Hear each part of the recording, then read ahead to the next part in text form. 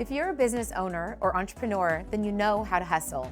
You show up every day, you put in the work, and you dedicate yourself day in and day out to making that amazing dream come true. But building a brand doesn't always go as planned. Sometimes it feels like no matter how hard you try, you just can't get past a certain block, fix a specific problem, or take that next step on a daunting project. How do you get yourself from where you are to where you want to be? That's when you ask Amanda. Hi, I'm Amanda Benson-Tilch of Ask Amanda, a boutique consulting firm driven by passion and good ideas. I help solve everyday problems for the small business owner, from customer service to marketing to goal setting. I've never met a client I wasn't able to help, because if I can't solve your problem myself, I'll connect you to the person who can. Are you ready to finally break through your toughest problems? Visit askamandaconsulting.com to see how I can help. Because if you ask me, you'll get a solution.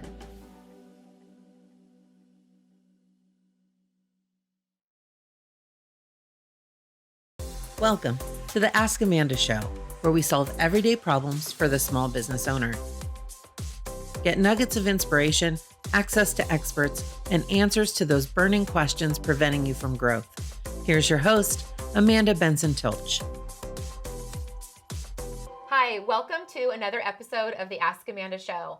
I want to first thank our sponsors, because without them, none of this would be possible. So please don't fast forward through those commercials. Listen to our sponsors, because again, without them, we wouldn't be sitting here today.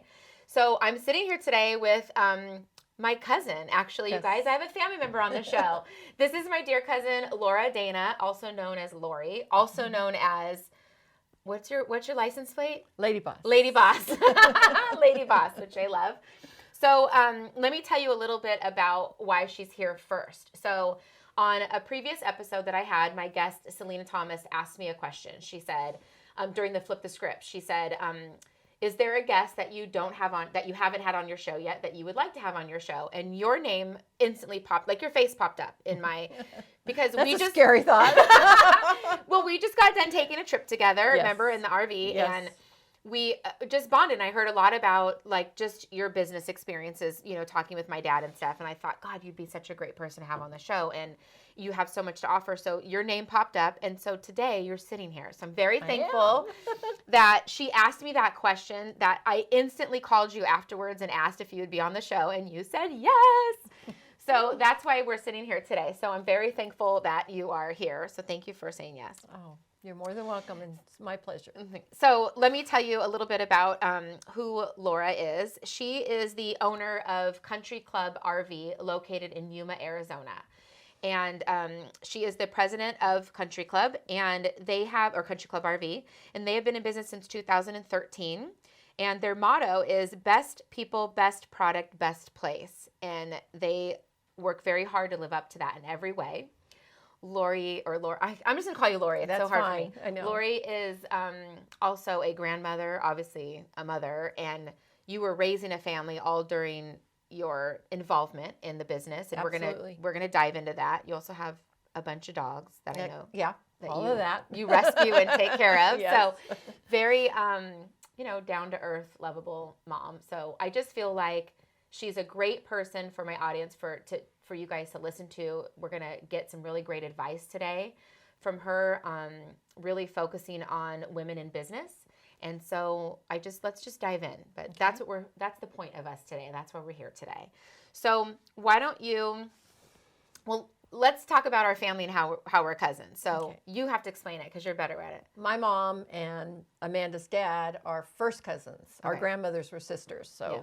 Whatever cousin we are, that's what we are. Yeah. I don't know. I have no idea. Your children. We're just cousins. Yeah, and your children are also my cousins. We're just cousins. Yeah, it goes on and on, but we just say everybody's cousins. There's lots of us. Lots of us. And so we've known each other since I was a baby, obviously. Yeah, since you were born. When I was born. And we're going to talk in a little bit down the road about some family stuff, fun family stuff. But you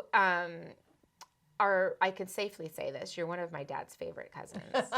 Because he's one of my favorites. So there you go. I mean, so I feel like there's always been distance between us because of miles. Miles, like geography. Yeah. But I feel like our families have been close for so long, and I love that we're getting back to that. You Yes. know? I think Well, especially for our kids and our kids' kids. Yes. And when I'll tell you real quick, when I was little, because your dad's a little bit older than me, they used to make me stand on a chair because they said we looked alike. My dad's very tall, you guys. And bald. And bald. Yeah. Don't look anything alike, but that's so cute. I love that. Yes. So, okay. So the reason why I wanted to have you on this show is because you have been through a lot in life. We're not going to talk about all the things that you've been through because that's a whole nother, that's more of like a behind the business or something, that's I think. Whole nother episode. Whole nother episode. But you and your husband owned Country Club RV or own Country Club RV. So why don't you give us a little history about how that came about? What did you do before that? Your presence in Yuma? Just kind of give us some background. Okay, we owned from 1990 a new car dealership, which we ran together. We sold that, kind of thought about retiring, and that didn't work out. My husband got bored. So we opened up Country Club RV. He passed away about 2 years after we opened it, so we were running it together, thankfully. So I stepped in and was taking over the business at that point in time, and still am running the business. And it's become very successful. We're doing super well, and it's been a challenge. It's been a big challenge. You, though, when he was more the owner and running it Right. at an owner's position, you had a different business that you had established yourself there. And Yes. so, like, you were on the property. Yes. And you became the face of that business. Yes. Whether he knew about it, liked it or not. He encouraged it. He did, yeah. So tell us a little bit about that business that you had. Well, when we had our Honda and Mitsubishi car dealership, I had my background is marketing and advertising. I had left. I'd been working for a TV station, so I decided to leave because I needed to be at the car dealership more often. So I started my own small advertising business, so I was able to keep some of my clients I worked with in the community, and I did all of their advertising. So I was able to be on the premises and still be. I was always did our radio and TV commercials from day one. So For the car dealership. For the car dealership. Yeah. So it worked out really well. It was just a perfect blend of businesses, and I did that for quite a few years until it just became a little bit too much. The car business was becoming more and more with the growth and in the community. So I slowly just kind of got out of that. Yeah.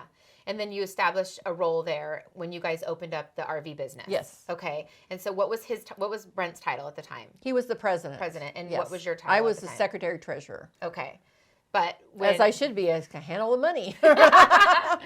But so when you started in that role, because you already had a face on television in the community, what I love these little stories about, people would walk in, they'd be like, I want to speak to the owner, and Brent would walk out. And then they would say, no, I want to speak to Lora. So I love that, just because you were so much the face Because I was the of it. face. I was the one on the Yeah. TV commercials. My voice was on radio. And my daughter jokes and says she's going to put on my tombstone, hi, I'm Lora Dana, because that's how I started every commercial. That's so cute. She did say that last night. Yes. So. Well, let's hope that's a long ways away. Yeah. But, so I wanted to establish that little bit of a history so that people watching or listening knew that you have this background in business. Correct. That you were kind of a solo entrepreneur anyway, because you went from working for a TV station to running your own advertising business. Yes. So, and then you learned a lot about how to run and how the RV business was being operated. So, tell us, I mean, obviously I know when Brent passed away, which was a little unexpected, but the one thing that you guys were working on, which I want you to touch base on, was the succession plan that you guys had put in place. Yes. For if anything did happen, or if one day he just wanted to retire and leave it to you, or Right. We always had a plan. He was 10 years older than I am, and so although I knew he would live forever, I went along with it. So it was always, even when we had the car dealership, I was involved in everything he did, whether it was corporate meetings or whatever we had going on that he would attend. I was there with him. I'm sure a lot of the men, it's a very male-dominant business, and I'm sure a lot of them thought I was his secretary or something, because that's what it was in those days. In the 90s, it was, your wife wasn't a big female driven business. yeah. And it's still not. There's definitely more. Same with the RV business. It's very male dominated. So there were some challenges in that. So that we had it planned legally, as well as everybody understanding if something happened to one of us, the other one was in the position to step in. Yes. So I think that's really important, you guys, that we talk about succession planning, because as a business owner, not a lot of people, especially if you're a married couple or if you are in a partnership, not a lot of people talk about or plan for succession, like what's going to happen to the business, to the accounts, to the clients that we serve if something did happen to one person or the other. That is a big part of really mapping out your business properly. So I encourage you guys to, if you don't know how to do a succession plan, actually I'm going to have a guest on coming up that will talk a lot about that, but please reach out and I will connect you to somebody, because it's very important to talk about that. So I'm glad that you have that. Currently now in your role, now that you are in the president's position, do you have another succession plan in place? Yes, my daughter works for me. She's my right hand in everything. I have a really good management team right now. It took a little while to build. So let's talk about that. Yeah. I want to dive in on that because when you did transition into become the president or the owner of the company, was there a lot of issues with employees? Like how did your current team at that time take on to now you being the person that's in charge? The employees were great. It was my upper management that I had the issues with. Like general manager? General manager, sales manager, service manager. Primarily in my situation, it was my general manager who was there when Brent was alive. When Brent passed, just kind of started taking the reins and doing whatever he wanted. I think he thought I was just another dumb woman that was, not going to be around, and he could do anything he wanted. So I brought in a business consultant, which shocked him. I love that. I love that you had the wherewithal to think about doing that. So, and you brought in a business consultant to assess the business, basically. Okay. He met with all the employees. He was from out of town, which was definitely, when you're in a smaller town, you need someone that's got a different viewpoint. He's looked at everything, and the first what does that mean? Looked at everything. Looked at your books. Looked at your payroll. He looked at from top to bottom. Okay. And at the end of the first day, he came to me and he said, you have got poison here, and it's your general manager, just from speaking to the employees and all of that. Which I kind of had a feeling. I needed that reassurance from someone, so that I knew I was moving in the right direction. Did he help you put a plan in place to remove that person as well, or in essence, like try to fix it, or whatever? Yeah, we fired him that afternoon. Well, there you go. Okay. We did. Okay. No, I mean that's good. Well, I had, it was. You had enough. Yeah. You have to draw the line. There comes a point, and also I think it helps with the other employees, because what I didn't see, they were seeing, and it was harming them, and I was going to start losing employees. So I think it was really important that I make some moves right away. Lori, what I want to say about that is I commend you for reaching out to somebody outside and asking for them to evaluate your business. So that's crucial, you guys, because a lot of business owners have an ego attached, or they have a boundary attached, like this is my space. I'm going to jump in now. I know all the things. And to really put that aside and ask a professional and reach out to a professional to ask for help and open up the whole kit and caboodle. Like you're really vulnerable in doing that. Absolutely. I just commend you for doing that. I think it's one of the most important things I can tell people. You have to ask for help when you feel you need it. Whether you feel you do or not, it's always a positive. Yeah. So we're going to talk more about this, but so the two things so far, you guys, just diving into this, is that you've got a succession plan in place, no matter where you are in your business, and that you can and should reach out to a professional to help you evaluate your business, maybe once every 3 years. Maybe, there's certain financial things and stuff that you should do once a year, right? We're going to talk about that on another episode. But as a whole of where your business is growing and how it's growing, the fact that you did that, I just really commend you. And I really want to emphasize to my audience that is just crucial. And look what happened. Oh, it was great. And I actually had him come back again 2 years later. And we the made business consultant, not the general manager. Yeah, the business consultant. Yeah. And we made some more changes, which were really positive. So yeah, there was a lot of good things came of that. the smartest thing you can do. I think that's so great. You got to put your ego aside at times. Yeah, which is very hard to do, especially as you jump into a new role, because you just want to take it all on, you know? Oh, yeah. So, we're Wonder Women. right.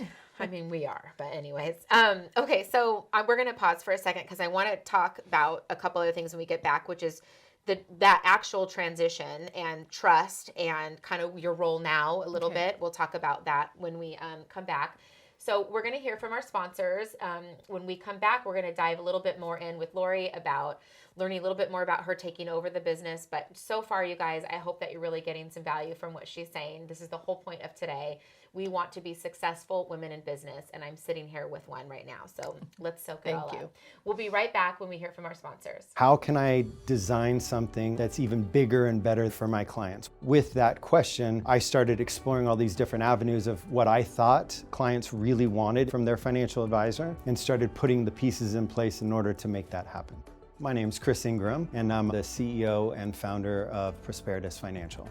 What we're designing is something that truly isn't being done at the moment, where somebody has every piece lined up to make sure that we're advising in all aspects of somebody's financial life. We're making sure that wealth management is just a piece of it, but if we tie it all together, we're going to be more successful at helping the client reach their goals versus helping them have really good returns in the market. We're just doing a much more comprehensive style of wealth management. At Prosperitas Financial, our planning process focuses on what's most important to you, identifying your goals for the future and addressing any obstacles standing in your way. If you're ready for your comprehensive financial plan, call Brooke Coffee at 661-255-9555, extension 120, or visit us online at prosperitasfin.com to schedule a complimentary consultation with our financial planning team. Hi, welcome back to the Ask Amanda Show. I'm sitting here with Lora Dana, also Lori, also my cousin. She is the owner of Country Club RV located in Yuma, Arizona. And the reason why she's on the show, which you guys, if you're just tuning in, is she is the owner, but it was in transition. She became the owner kind of a little bit sooner than what you thought. And we're just talking today about women in business and the struggles that you had and kind of a little bit about where you are today. So in the when we left, we were talking about your transition into becoming the owner. Correct. And in a very male-dominant kind of industry, which the car world and the RV world is very male-dominant. Very much so. Yeah, and so now that you're this woman that's the one making decisions and empowered with that role, what was not just the other employees, but like the people that you worked with in the community as well, how did they react to you now becoming in that position of power? I think that the community was really good. I'd always been the face of the business, so I was identified with the business, so that worked to my advantage. Our employees, the majority of the employees were very, very faithful, and I think I had their trust. I think the problem I came up against was with management that worked under me, but thought that I worked for them. So we had a little bit of a struggle with that. Lost a few employees, but normally it went into such a more positive direction. As we said before, bringing in outside people to help reinforce those changes are just like, it's the best thing you can do. Yeah. It's good for you as a person, as a woman, to know that you're making the right decisions. It reinforces that within you. Yeah.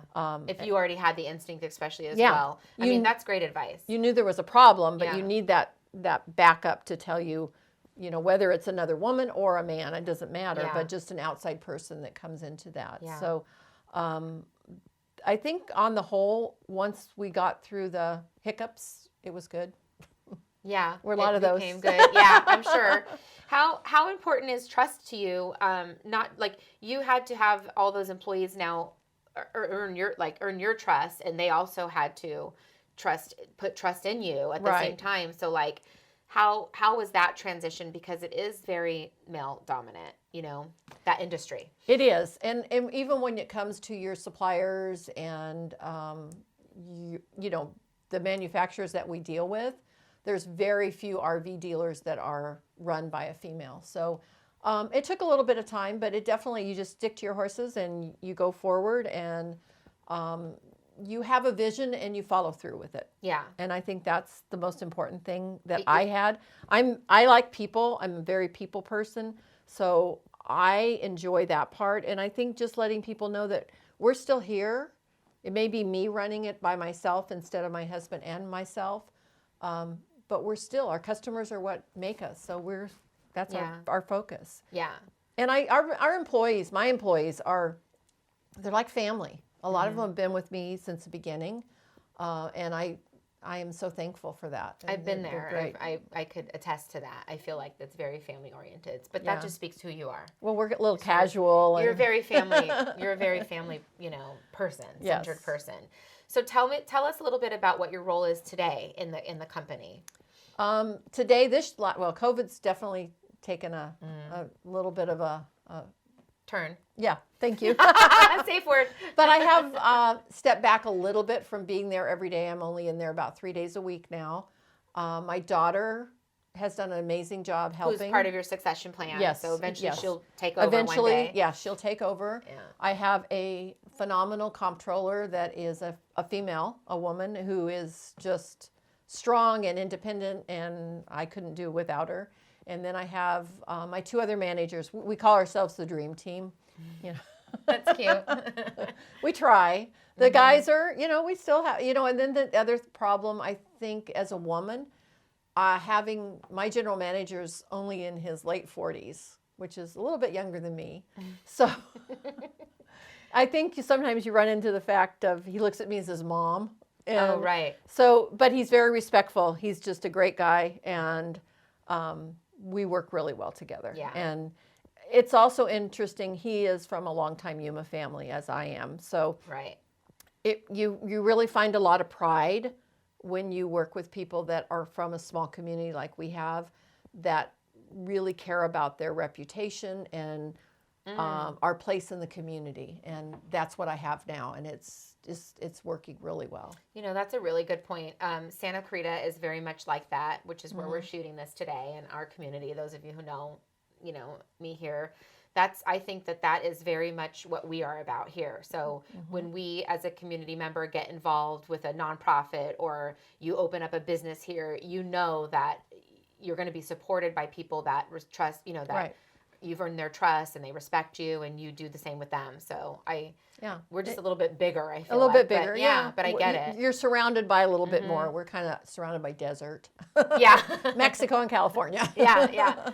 But yes, very much so. And I think that having a good reputation in your community means everything. So it's been and you've worked hard to do that for a long time. Absolutely. Like, you're very consistent with that. Yes. Yeah. And I've tried to stay busy. Involved in the community, as well as, anything I can do. And we do a lot of fundraisers. We stay involved in that. So let's touch base on that for 1 second, because I always push this as well with my clients, is getting involved with a nonprofit. So if you're a business owner and you're not supporting and or involved with the nonprofit in some way, whether it's taking your team to go clean up the alley, it doesn't have to be a financial donation, right? It could be anything. Right. I know that our family is huge on that. But right.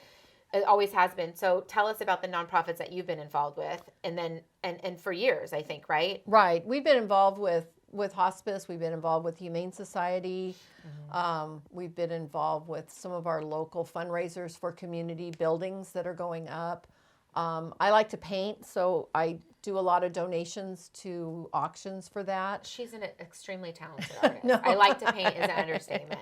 She's phenomenal. So, we try and keep our name out there, not to just publicize it, but we really feel it's important in our community. And we all take a really big role in it at our dealership. It's all the employees. I think that's another great piece of advice to really adhere to, you guys. If you're, trying to start a business, or if you think that you are lacking in that area.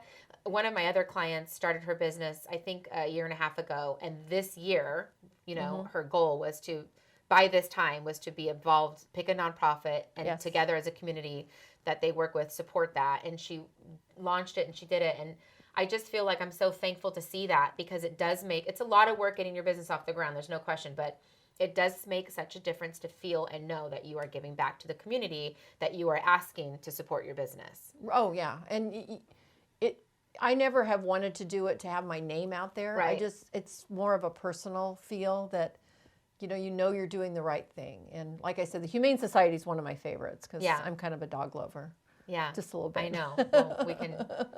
Lots of rescues. 4 rescues at home, so we're aware of that. Okay, so I love all this and where this is going. We're going to take a break, and when we come back, I want you to really dive in on just some simple pieces of advice that you could give other women, either that have the same kind of opportunity or just that they're trying to start a business, or maybe they have been in business for a long time.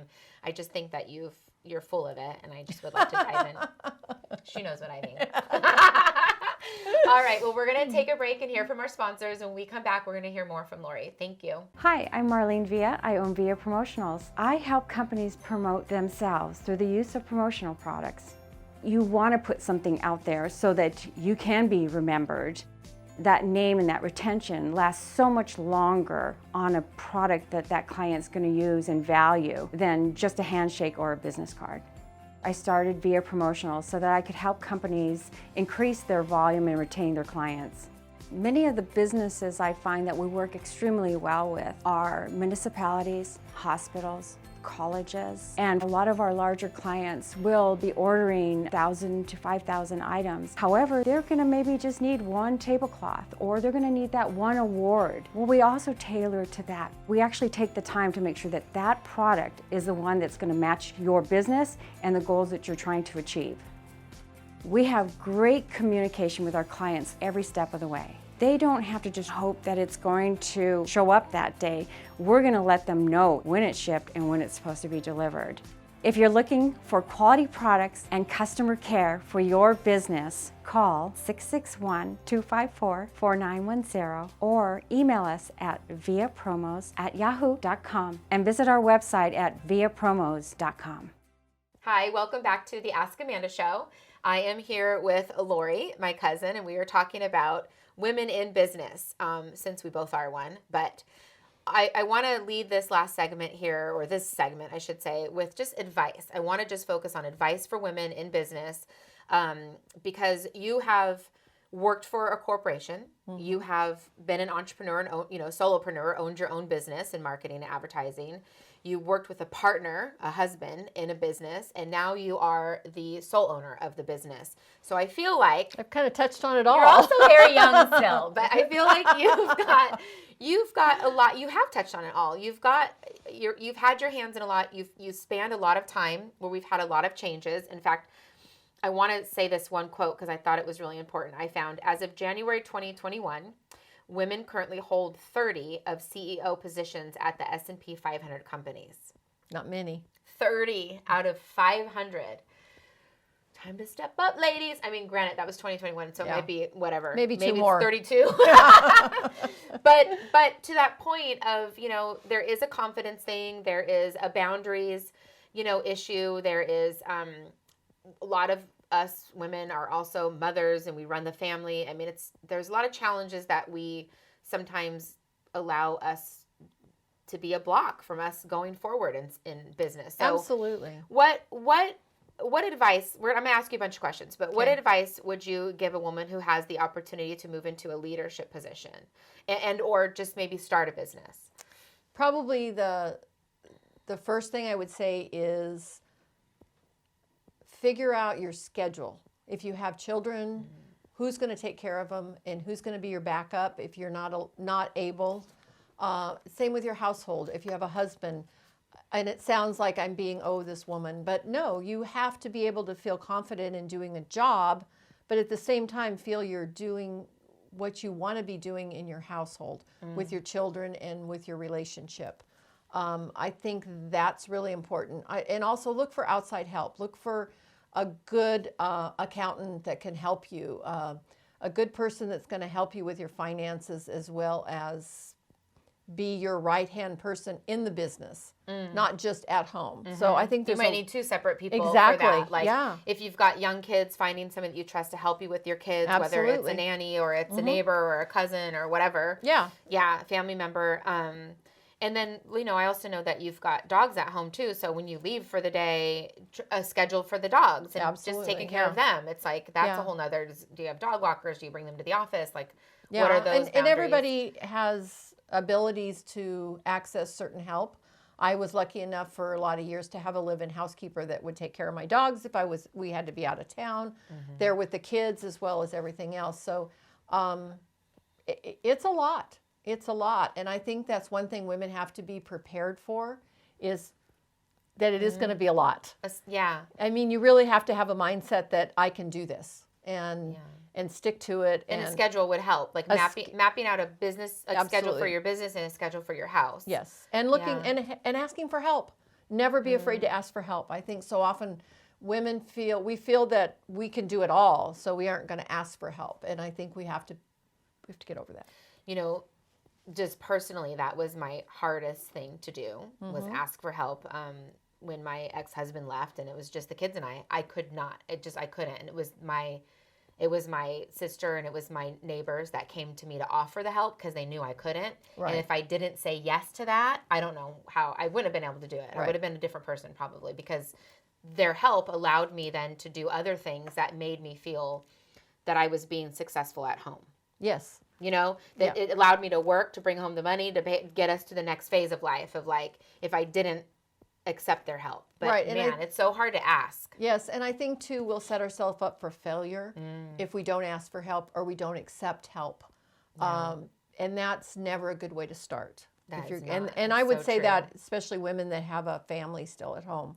My situation when my husband passed away and taking over the business was completely different. My kids were grown and gone. I had dogs, but they were okay. But I still, there was a lot there. Even though I'd run the day-to-day business with him, I still had to know to ask for help, to ask the right people for help.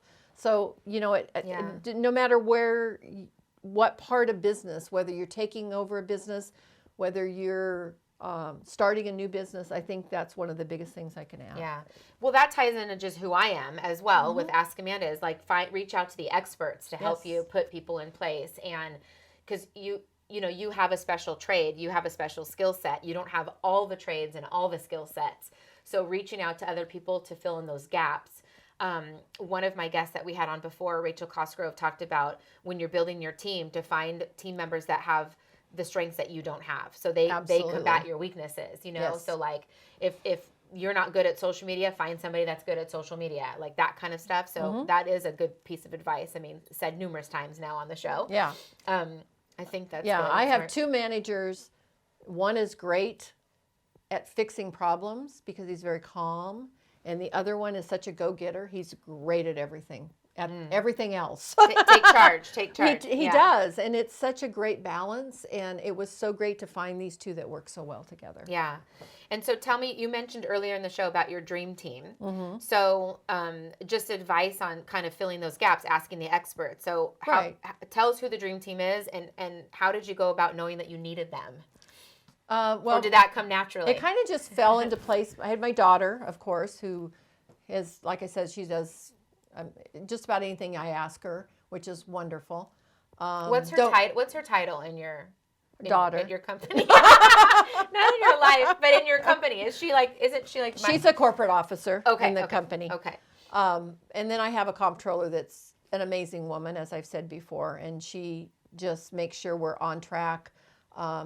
All our reports are up to date, which is so important when nowadays that I can be at home.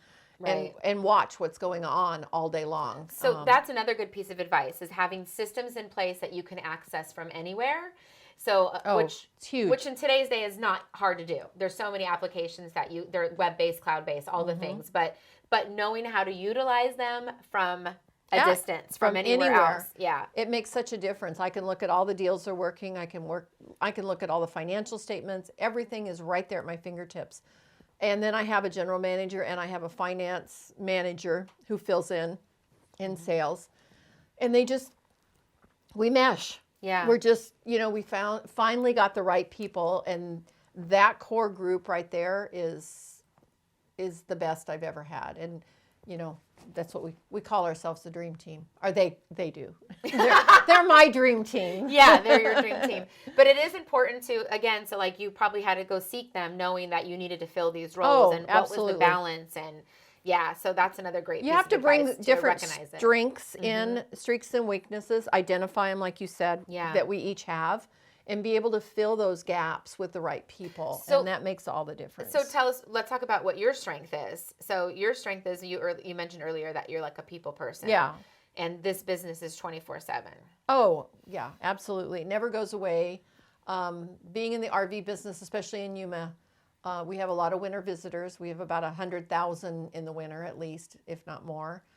So a lot of our business is Seasonal. retired people Okay. who don't have anything else to do.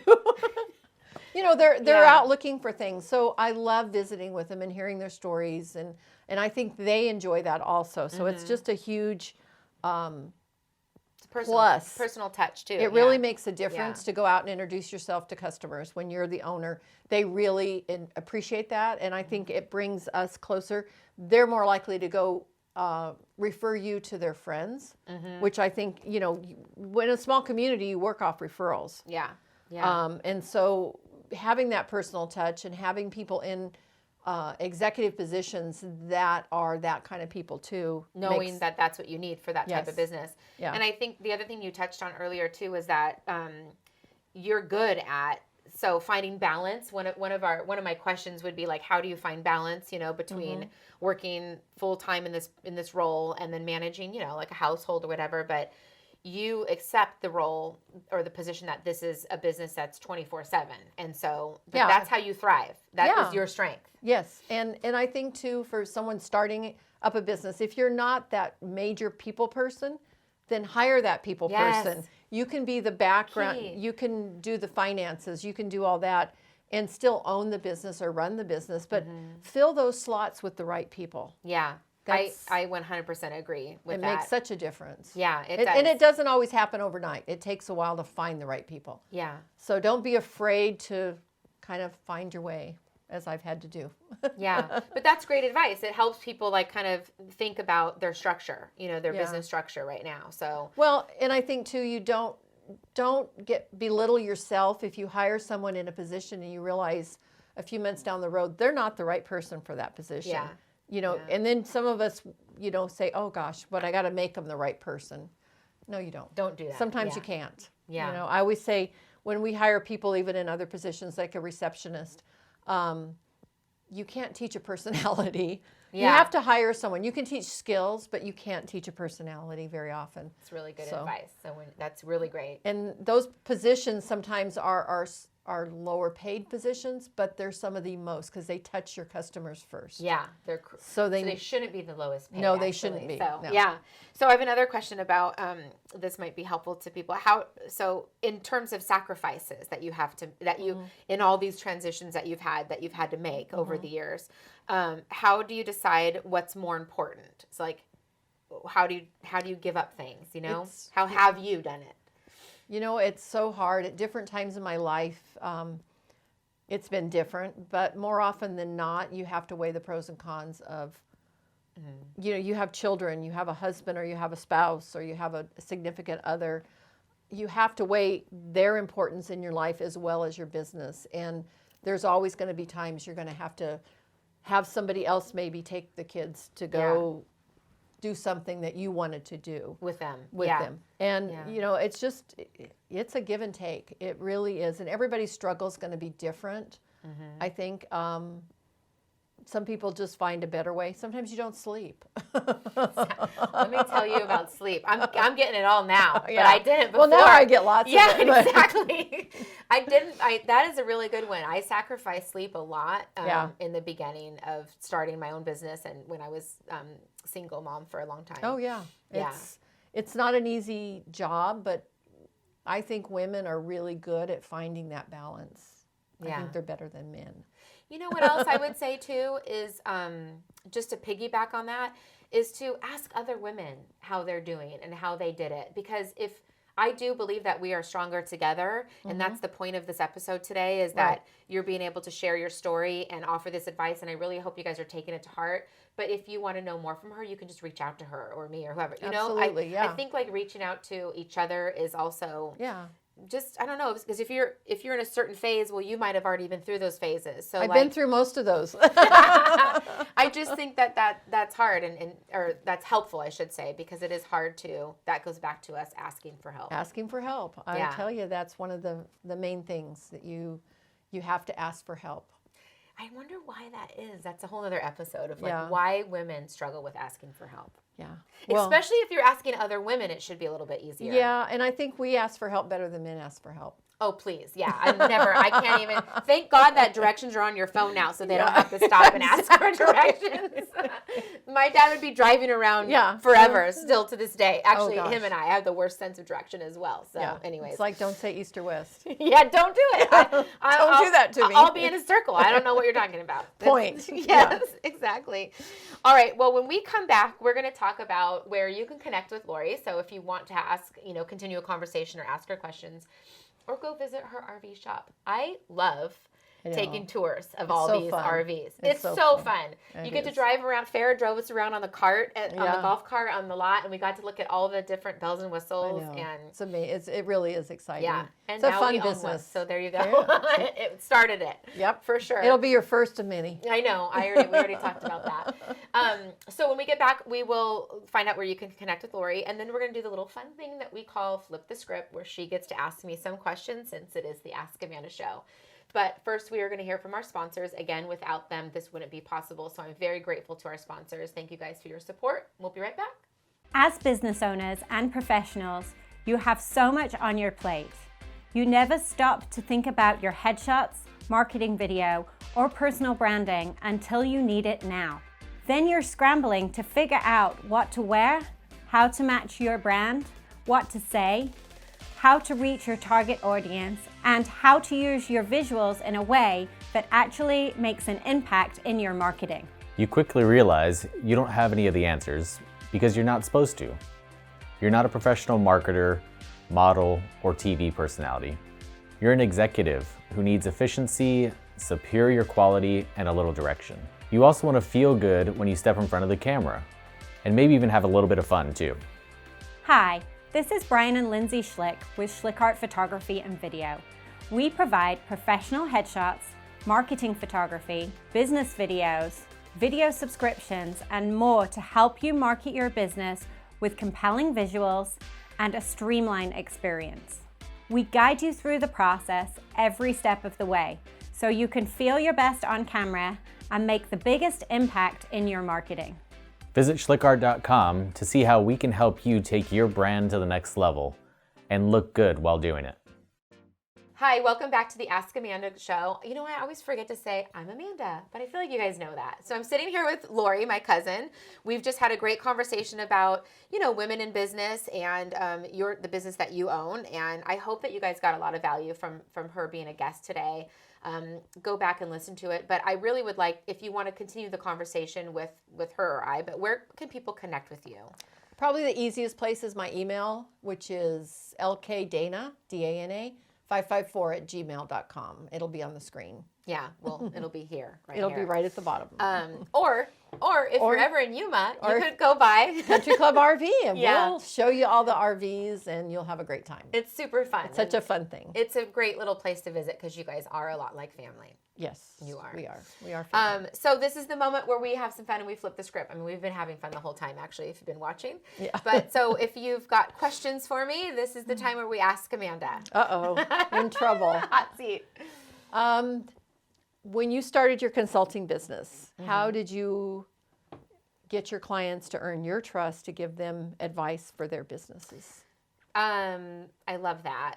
That's an important question as starting a business. How do you get clients? Absolutely. Well, like you, I was the face of the community for a long time. So you were part of it with the, auto industry, I guess, and marketing. But I started with the Hyatt. I think a lot of people in the community became to know me as like, the girl at the Hyatt. So I just became, in fact, I think before Facebook took control over all these little rules, my Facebook my name was Amanda Benson Hyatt. That was my Facebook name. So like, I was the Hyatt girl, like whatever you needed. So I just became known in the community for that. And then I started getting very involved with nonprofit just to help out. Like I wasn't really sitting on boards or anything, but I was really involved in day of whatever people had events for, or I was helping them market and advertise. And then I went to go work for Elite Magazine. And I think that it was a natural progression for me to start Ask Amanda because, and I've mentioned this before, but, you know, when I would go meet these business owners and, you know, to talk to them about advertising and stuff, if they wanted to put an ad in my magazine, I was like, well, what do you want it to do? And it just became this thing that they needed my help first, right? So the Ask Amanda just part, so I started to help them with their business and make sure their ad would work properly, you know? So I just became very known in the community, and I just became trustworthy already, I guess, because my reputation of who I just am was, it just like you, it just kind of superseded. So I was very lucky, and just due to hard work, I guess. But when I opened my business, it just, it became natural for people to want to reach out to me and ask for help. And you're just the girl with the red hair. The girl with the red hair. I used to be the girl with the glasses. So if you look at my logo, there's glasses. Oh, yeah, you have glasses. Glasses hanging on it, but I got lazy. And now it you changed can my see. life. So And then pretty soon you get old like me, and then you'll need reading glasses to see what we want to write. It's fine. But I think that was mostly how just. Oh, okay. So I sell RVs, and you own one. Yeah. How do you like that? How have you? Love it. I love it. I will tell you. What's the best part? Okay, best part is the trips and making the memories along the trips, which you know because we took a trip to Oregon Yes, together. We 5 of us and a dog. and a dog, big dog, crammed into our motorhome and drove all the way to Oregon and back. And we had a great time. Yes, it was a but lot of I fun. was hesitant at first. So my husband James really wanted one for a long time. And the reason why I was hesitant is because he was selling me on like, no, we go to the desert and we ride things. And I just kept thinking, it's dirty. Oh, they're so great. I don't want to go riding. It makes me car sick and like I'll have to pee. I don't want any of that. So You have like a bathroom. there's a fire. We do a fire pit. And I'm like, oh, my bra is gonna stink. Like all the things. None of it sounded good to me. So I was against getting an RV. I really was. But I really wanted to spend time with him, and I wanted to do what he wanted to do, you know. So he took me. We went to your place, and he said, let me just show you some RVs, because I feel like once you see them, and oh my God, you guys, they're so cute inside. They look like you're an extension of your house. Oh, absolutely. Some of them really can. Fireplaces, big screen TVs. Yeah, I mean, islands, kitchen islands. Oh, yeah. They're beautiful nowadays. I mean, It's even the crazy. small ones are gorgeous. Yeah, and they can be anyway. They can be plain and boring too. Outside kitchens, so you can. Yeah, showers. Yeah. It's So that's what got me. When I got to see him, I was like, oh, okay. He's like, oh, I knew you would like it. I'm like, oh, take it easy, James. Take it easy. But don't get too excited yet. I love it. And we ended up getting a motorhome, like a coach, I guess you call that. Like and Class then A. Class A, where you could then tow a vehicle. So, you know, anyway, so I love it. We went to Utah recently with my parents, and like the beach. I feel like, especially in this time, those last 2 years where traveling has been challenging with COVID and all the things, this has been something that we can control. I don't have to go through all the bells and whistles to go visit someplace. I just can get in the car, you know, drive. and have all my own things. Yes. All my own pillow, like all my own things, which is so nice. And same with my husband. Like, it's fun. Yeah, and you don't have to worry Super about a fun. hotel room. No. No, it is some of the best memories I think you'll make. Yeah. And the That's kids, the best part. kids have been with us a couple times, you know, or they would come to drive up to meet us because they don't necessarily want to stay. Yeah. And that's fun too. Yeah, and we have plenty of room. I highly encourage it. I highly encourage it. Yeah, I agree. It's great. I agree. I agree. Of course you do. So, tell me about taking over the gym. What was the hardest part? So a lot of you know that I do run a gym in Burbank Fitness Club. And we were talking about this last night because you... Or at your house. Yeah, well, no, but I mean, like, just women-owned businesses of like, you know, I'm not the owner of the gym. I'm the managing director, but I basically make all the decisions when it comes down to day-to-day operations. I'm in charge of operations.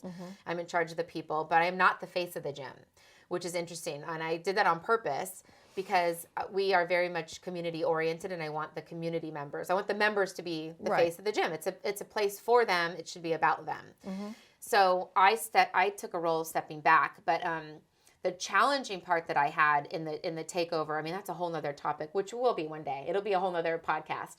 But the most challenging thing that I had in this leadership role is just getting people to understand what my role was. Yes. That I know I'm the one now. in charge. I'm the one setting the schedule. I'm the one, setting up the vendors and the relationships. Like I'm the one. If you want to talk about your membership, then I'm the one. So just kind of defining that role and that presence. And reinforcement. And reinforcing that, and then having your team support you in that. So like that I was the decision maker. No, like you need to ask Amanda. She's the one that's going to tell you. So just finding that team to support. But the biggest challenge was just really letting people know that I was the person now, because we took over. So we had to rebrand and all that stuff. So that was that's a whole nother thing. But but that was kind of the hardest part. Kind of like what you said, like you kind of had to let people know now, like, no, you're the one that's in charge. You know? And that means not just customers, not just employees, but your distributors, your manufacturers that we work with. Those people all have to understand, my reps that come, they're dealing with me now. No one else, just me. And I will say I've had really good luck with a lot of that, but it's definitely a challenge at the very beginning. I sometimes still have a challenge. So, the gentleman that owns the gym,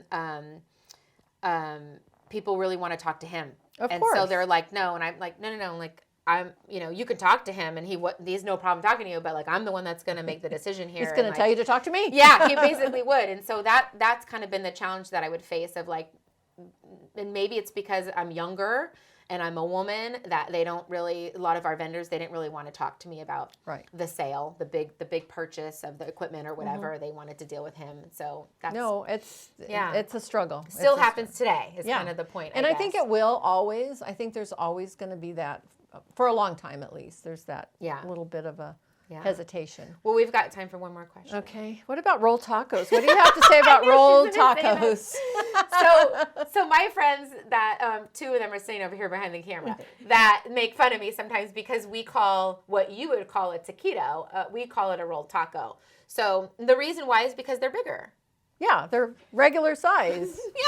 A taquito is a taquito. It's a baby taquito. And we, I mean, the core of our family. Tell them how we learned to make these. Well, the core of our family came from Yuma, right? Which is her father, my mother, all of them grew up there on the border. I mean, we're talking 5 miles from the border. Right. We're talking on the border. So we learned very basic Mexican way of making food, whether it was bean burritos or machaca. We're like the whitest Mexicans. We're very white Mexicans, yes. For sure. For not having any Mexican blood in our family, we're very Mexican. Right. Or Hispanic, whatever. Yeah. But tacos are like the staple of our family get-togethers. I mean, when once the family kind of started spreading out around to California and, cousins moving, they all still came back to Yuma for years and years. And so it was always the first thing. They were in town, we had to have Mexican food. Had to be rolled tacos. And we would teach from little ones up how to roll the rolled tacos, how to cook the meat, how to make them, and how to cook them. So that's a memory that I have is being at our Auntie Elma's house, which is just what she was called. She was your aunt, right? Yeah. Or my your great aunt. Yeah, my great aunt. So we'd be at her house, and there'd be like this succession line of like, she was making the meat, somebody's like, prepping the tortillas, and then we've got rollers. Well, I was from little on up, I was a roller, so I learned how to make these rolled tacos. And how to put the toothpick in just right.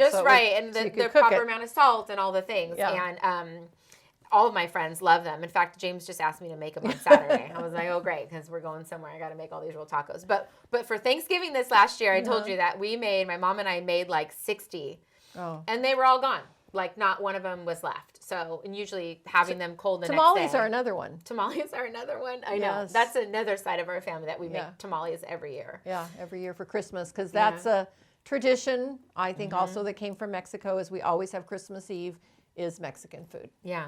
Always. Which is so funny. I don't know why. Well, so this year we did it for Thanksgiving, post Thanksgiving. So but because I knew we wouldn't get together for Christmas Eve, so we just did it. Yeah. But I love family traditions, and I love that my family has, and I will pass them down. Obviously, the kids know. But I do think that is something that bonds us all together, and I love that we have these little things together. Yes. So thanks for mentioning rolled tacos. Yes. Cute. Well, Lori, thank you so much for being on the show. I hope that everybody really got a lot out of, just you telling your story and what you've been through. I'm very thankful that you took the time to travel here, last night. I'm happy that you did. More than happy to do it. I know. Anything you so for much. you. Well, thank you. But you guys, what? No, I was just going to say I'd be happy to share or answer any questions. I was just going to say, if you guys Yeah. really want to connect or anything, learn more, I encourage you. She's lovely. And I encourage you to reach out to her. And even if it's just to send her an email to say thank you for sharing your story. Yeah. There's a lot more to my story. Yes, there is actually. There's a lot more. But this is the core of it. Yeah. Which is what we're about today. That's which is what we right. want to talk about today. So I just want to say thank you for watching or listening. Thank you to our sponsors. And we'll see you next time on the next episode of the Ask Amanda Show. We hope you've enjoyed this episode. Do you have a topic you'd love to hear about? Or is there something you want to ask Amanda? Make sure to comment below. Don't forget to like this video and subscribe to this channel so you get a notification whenever we post new videos.